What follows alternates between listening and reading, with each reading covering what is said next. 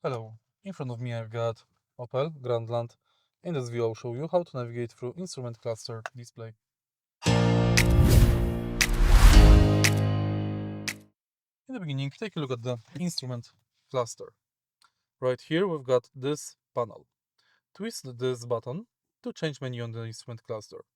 We can find here Digital Speedometer, navigation, assistant menu, trip 2, trip 1, trip summary, and then we can reset it by pressing set clear button on the top. Also, we can press check button to check car status and press auto button to reset trip info. And that's basically it. If you found this video helpful, please leave like, comment and subscribe.